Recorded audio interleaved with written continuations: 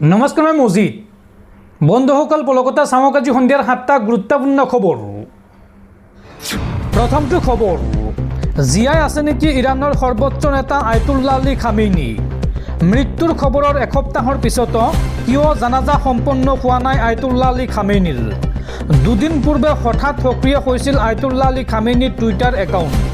এই মুহূৰ্তত প্ৰশ্ন উত্থাপন হৈছে, কোনো গোপন স্থানত আত্মগোপন কৰি আছে নেকি আয়াতুল্লাহ আলী খামেইনি? খামেইনিৰ প্ৰসংগক লৈ এতিয়া বিশ্বজুৰি চৰ্চা। জীয়াই আছে নেকি ইৰাণৰ সৰ্বোচ্চ নেতা আয়াতুল্লাহ আলী খামেইনি?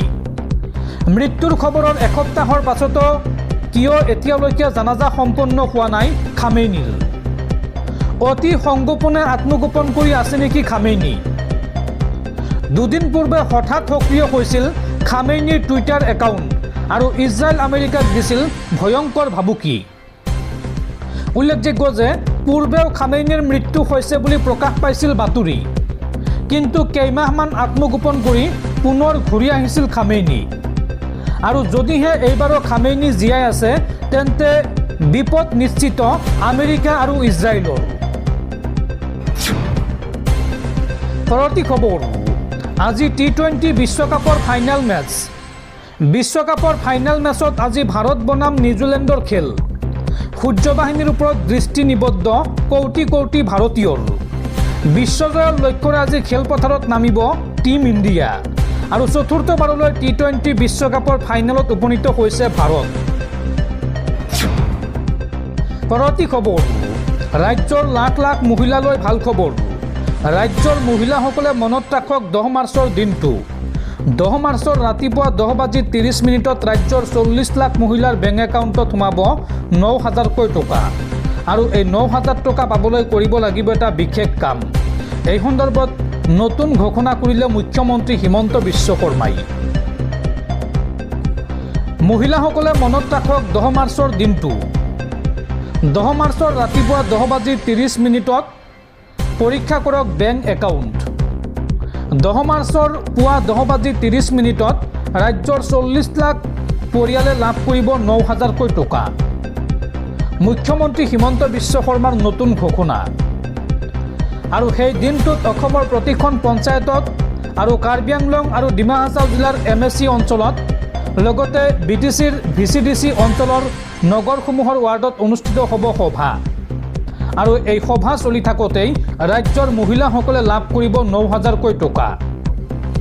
প্ৰতিগৰাকী অৰুণোদয় হিতাধিকাৰীক এই সভাত উপস্থিত থকাৰ আহ্বান মুখ্যমন্ত্ৰী হিমন্ত বিশ্ব শৰ্মাৰ। দৰ্শকসকল, আৰু বহুতো গুৰুত্বপূৰ্ণ খবৰ আছে। তাৰ আগতে আপোনাক জনাওঁ যে যদি আপুনি এতিয়ালৈকে এইটো ভিডিঅ'ত লাইক কৰা নাই, তেন্তে এতিয়াই ভিডিঅ'টোত লাইক কৰি দিয়ক। আৰু এনেকুৱা ধৰণৰ ভিডিঅ'সমূহ নিতৌ চাবলৈ চেনেলটো ছাবস্ক্ৰাইব কৰি কাষত থকা বেল আইকনটো প্ৰেছ কৰি ৰাখক। পৰৱৰ্তী খবৰ, ৰাজ্যত পুনৰ ভয়ংকৰ ঘটনা। নিজ ঘৰৰ ভিতৰত এইবাৰ ৰহস্যজনকভাৱে মৃতদেহ উদ্ধাৰ হৈছে এহাল দম্পতীৰ। ৰহস্যজনকভাৱে মৃতদেহ উদ্ধাৰ হৈছে লক্ষ্মণ মুণ্ডা আৰু মামুনি মুণ্ডাৰ মৃতদেহ। দুৰ্বৃত্তই হত্যা কৰাৰ সন্দেহ স্থানীয় ৰাইজৰ। ঘৰৰ ভিতৰতে পৰি আছিল দুয়োৰে মৃতদেহ। ডিমৰ ৰংৰঙীয়াত এই চাঞ্চল্যকৰ ঘটনা সংঘটিত হৈছে। ঘটনা সন্দৰ্ভত আৰক্ষীৰ তদন্ত আৰম্ভ। পৰৱৰ্তী খবৰ, 26ৰ নিৰ্বাচনৰ পূৰ্বে কংগ্ৰেছত পুনৰ মক্ষম আঘাত। নিৰ্বাচনৰ পূৰ্বে কংগ্ৰেছত পুনৰ পদত্যাগ। এইবাৰ কংগ্ৰেছ ত্যাগ কৰিলে দলটোৰ IT চেলৰ উপাধ্যক্ষ নিত্যানন্দ দাসে। সামাজিক মাধ্যম চেলৰ উপাধ্যক্ষ আছিল নিত্যানন্দ দাস। APCCৰ সভাপতি গৌৰৱ গগৈলৈ প্ৰেৰণ কৰে পদত্যাগ পত্ৰ। পৰৱৰ্তী খবৰ, UK 07 ৰাইডাৰ ৰূপে জনাজাত ইউটিউবাৰ অনুৰাগ ডোভাল দুৰ্ঘটনাগ্ৰস্ত। ইনষ্টাগ্ৰাম লাইভ কৰি গাড়ী চলাই গৈ থকাৰ সময়তে ইচ্ছাকৃতভাৱে দুৰ্ঘটনাত পতিত হয় ইউটিউবাৰগৰাকী। দিল্লী মিৰাট এক্সপ্ৰেছৱেত গাজিয়াবাদৰ সমীপত দুৰ্ঘটনাগ্ৰস্ত হৈছে ইউটিউবাৰজন। ইউটিউবাৰজনৰ বৰ্তমান অৱস্থা অতি সংকটজনক বুলি জানিব পৰা গৈছে। উল্লেখযোগ্য যে অন্য ধৰ্মৰ এগৰাকী যুৱতীক বিয়া কৰোৱাৰ বাবে পৰিয়ালে হাৰাশাস্তি কৰাৰ অভিযোগ উত্থাপন কৰি কিছুদিন পূৰ্বে ইউটিউবত আপলোড কৰিছিল শেষৰটো ভিডিঅ'। আৰু তাৰ পিছতে আজিৰ দিনটোত ইচ্ছাকৃতভাৱে বাহন দুৰ্ঘটনাগ্ৰস্ত হৈ সংকটজনক অৱস্থাত হাস্পাতালত চিকিৎসাধীন ইউটিউবাৰ অনুৰাগ দুভাল। পৰৱৰ্তী খবৰ, আজিৰ পৰা যাতায়াতৰ বাবে খুলি দিয়া হ'ল কুমাৰ ভাস্কৰ বৰ্মা সেতু। দিনৰ 12 বজাৰ পৰা বাহন চলাচলৰ বাবে খুলি দিয়া হৈছে এই সেতুখন। উল্লেখযোগ্য যে বিগত 14 ফেব্ৰুৱাৰীত প্ৰধানমন্ত্ৰী নৰেন্দ্ৰ মোদীয়ে উদ্বোধন কৰিছিল গুৱাহাটী আৰু উত্তৰ গুৱাহাটী সংযোগী এই কুমাৰ ভাস্কৰ বৰ্মা সেতুখন। পৰৱৰ্তী খবৰ, ভেনিজুৱেলাৰ দৰে ইৰাণৰ নেতা নিৰ্বাচন কৰিব আমেৰিকাৰ ৰাষ্ট্ৰপতি ডনাল্ড ট্ৰাম্পে। ইৰাণত ঐক্য শান্তি ঘূৰাই আনিব পৰা নেতা বিচাৰে আমেৰিকাই। ইৰাণৰ নেতা নিৰ্বাচন সন্দৰ্ভত এই মন্তব্য কৰিলে আমেৰিকাৰ ৰাষ্ট্ৰপতি ডনাল্ড ট্ৰাম্পে। পৰৱৰ্তী খবৰ, মুখ্যমন্ত্ৰীৰ জন আশীৰ্বাদ যাত্ৰা বাতিল। মনোৰঞ্জন তালুকদাৰৰ নিশ্চিত বিজয়ৰ উমান পাইছে নেকি বিজেপিয়ে। সৰভোগ ভৱানীপুৰ সমষ্টিত বাতিল মুখ্যমন্ত্ৰীৰ জন আশীৰ্বাদ যাত্ৰা। সোমবাৰে সৰভোগ ভৱানীপুৰলৈ আশীৰ্বাদ ল'বলৈ যোৱাৰ কথা আছিল মুখ্যমন্ত্ৰী, কিন্তু হঠাৎ বাতিল কৰা হৈছে মুখ্যমন্ত্ৰীৰ এই জন আশীৰ্বাদ যাত্ৰা। পৰৱৰ্তী খবৰ, আমি ইৰাণৰ নাগৰিকে মুকলিকৈ ঘোষণা কৰিছোঁ যে এই যুদ্ধত হয় আমি বিজয় লাভ কৰিম, অন্যথা শ্বহীদ হ'ম। দুয়োটাই আমাৰ বাবে সন্মানৰ বিষয় হ'ব। ইজৰাইল আমেৰিকাক সকিয়নি দি এই মন্তব্য ইৰাণৰ ৰাষ্ট্ৰদূত মহম্মদ ফাটলিৰ। পৰৱৰ্তী খবৰ, মধ্যপ্ৰাচ্যৰ যুদ্ধক লৈ বিগ আপডেট। পুনৰ হ'ব যুদ্ধ, আৰু এইবাৰ ইৰাণৰ ঢাল হ'ব চীন আৰু ৰাছিয়া। ইজৰাইল আমেৰিকাৰ সৈতে ইৰাণে কৰা যুদ্ধ শেষ হোৱাৰ ইংগিত পোৱা গৈছে যদিও এইবাৰ যুদ্ধবিৰতি উলংঘন কৰি পুনৰ ইৰাণে ইজৰাইল আৰু আমেৰিকাৰ ওপৰত আক্ৰমণ কৰাৰ এক সংকেত দেখিবলৈ পোৱা গৈছে, কিয়নো ইৰাণৰ ঢাল হৈ থিয় দিছে এইবাৰ চীন আৰু ৰাছিয়াই। আমেৰিকা আৰু ইজৰাইলৰ আক্ৰমণৰ পৰা ইৰাণক ৰক্ষা কৰিবলৈ চীন আৰু ৰাছিয়া আগবাঢ়ি আহিব বুলি সন্দেহ কৰা হৈছে।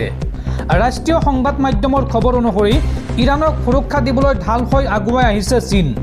চীনে ধাৰাবাহিকভাৱে ইৰাণক সকলো সা সামগ্ৰী যোগান ধৰাৰ সন্দেহ কৰা হৈছে, কিয়নো আমেৰিকাই ইৰাণত কৰা আক্ৰমণৰ পোনপটীয়া বিৰোধিতা কৰিছে চীনে। তদুপৰি ইৰাণক অস্ত্ৰ আৰু মিছাইল চীনে যোগান ধৰাৰ কৰা হৈছে সন্দেহ। উল্লেখযোগ্য যে ইৰাণ আৰু চীনৰ মাজত আছে শক্তিশালী বাণিজ্যিক সম্পৰ্ক। ইৰাণে ড্ৰেগনৰ দেশ চীনক প্ৰতিদিনে যোগান ধৰে প্ৰায় 13 পৰা 14 লাখ বেৰেল খাৰুৱা তেল। এই যুদ্ধখনৰ বাবে ষ্ট্ৰেইট অৱ হৰমুজত আবদ্ধ হৈ পৰিছিল শ শ খাৰুৱা তেল আৰু গেছ ভৰ্তি জাহাজ। এনে হোৱাৰ ফলত চীনে অৰ্থনৈতিক তথা বাণিজ্যিক দিশত প্ৰতিদিনে বৃহৎ পৰিমাণৰ লোকচানৰ সন্মুখীন হৈ আহিছিল। ইফালে ইৰাণৰ পক্ষত ৰাছিয়ায়ো আগবঢ়াইছে সহায়ৰ হাত। ৰাষ্ট্ৰীয় সংবাদ মাধ্যমৰ খবৰ অনুসৰি এফালে যদি চীনে অস্ত্ৰ আৰু মিছাইল যোগান ধৰিছে, আনফালে আকৌ ইৰাণক সহায় হোৱাকৈ ৰাছিয়াই আগবঢ়াইছে চোৰাংচোৱা তথ্য। সন্দেহ কৰা হৈছে যে আমেৰিকাৰ যুদ্ধ জাহাজ আৰু বিমানৰ অৱস্থিতি ইৰাণক জনাই আহিছে আৰু আগন্তুক সময়ত জনাব ৰাছিয়াই। আমেৰিকাৰ যুঁজাৰু বিমান আৰু জাহাজৰ অৱস্থিতি জনোৱাৰ পাছতেই সঠিক সময়ত আক্ৰমণ কৰিব পাৰিব ইৰাণে। তেতিয়া আমেৰিকাৰ সামৰিক শক্তি, স্থান, দূতাবাস আৰু সম্পত্তিত কৰিব পাৰিব আক্ৰমণ। তদুপৰি ৰাছিয়াৰ উন্নত ছেটেলাইট ব্যৱস্থাই লক্ষ্য নিৰ্ধাৰণত সহায় কৰিব ইৰাণক। ছেটেলাইট সহায়ৰ জৰিয়তে বহু তথ্য লাভ কৰিব ইৰাণে, আৰু ইতিমধ্যে ৰাছিয়াৰ চোৰাংচোৱা তথ্যৰ ভিত্তিত ইৰাণে চলাইছিল আক্ৰমণ। এই আক্ৰমণত নিহত হৈছিল 6 গৰাকী আমেৰিকান সৈন্য। পৰৱৰ্তী খবৰ, ভাৰতৰ ইখনৰ পাছত আনখন ৰাজ্যত সামাজিক মাধ্যম ব্যৱহাৰত নিষেধাজ্ঞা জাৰি। কৰ্ণাটকৰ পাছত এইবাৰ অন্ধ্ৰপ্ৰদেশ চৰকাৰে গ্ৰহণ কৰিছে কঠোৰ পদক্ষেপ। 16 বছৰ অনুৰ্ধৰ যুৱক যুৱতীৰ বাবে সামাজিক মাধ্যম ব্যৱহাৰত নিষেধাজ্ঞা জাৰি। আপোনাৰ শিশুটিয়েও অতিমাত্ৰা সামাজিক মাধ্যম ব্যৱহাৰ কৰে নেকি? যদি কৰে তেন্তে এতিয়াৰ পৰা আপোনাৰ শিশুটিক ব্যৱহাৰ কৰিব নিদিব সামাজিক মাধ্যম। সামাজিক মাধ্যম ব্যৱহাৰৰ ক্ষেত্ৰত কঠোৰ হৈছে চৰকাৰ। কৰ্ণাটকৰ পাছত এইবাৰ অন্ধ্ৰপ্ৰদেশ চৰকাৰে গ্ৰহণ কৰিছে কঠোৰ পদক্ষেপ। বিশেষকৈ 16 বছৰ বয়সৰ তলৰ শিশুৰ ক্ষেত্ৰত সামাজিক মাধ্যমৰ ব্যৱহাৰত নিষেধাজ্ঞা জাৰি কৰা হৈছে। শুকুৰবাৰে অন্ধ্ৰপ্ৰদেশৰ মুখ্যমন্ত্ৰী এন চন্দ্ৰবাবু নাইডুৱে এই কথা ঘোষণা কৰে। তেওঁ কয় যে ৰাজ্য চৰকাৰে 13 পৰা 16 বছৰ বয়সৰ শিশুৰ ক্ষেত্ৰত এই নিষেধাজ্ঞা আৰোপ কৰাৰ কথা চিন্তা কৰিছে যদিও বিশেষজ্ঞসকলৰ পৰামৰ্শ লৈহে চূড়ান্ত সিদ্ধান্ত গ্ৰহণ কৰিব। আমি নিশ্চিত কৰিম যে 90 দিনৰ ভিতৰত 13 বছৰ বয়সৰ তলৰ শিশুৱে যাতে সামাজিক মাধ্যমৰ ব্যৱহাৰ কৰিব নোৱাৰে। এই ঘোষণা কৰে মুখ্যমন্ত্ৰীগৰাকীয়ে।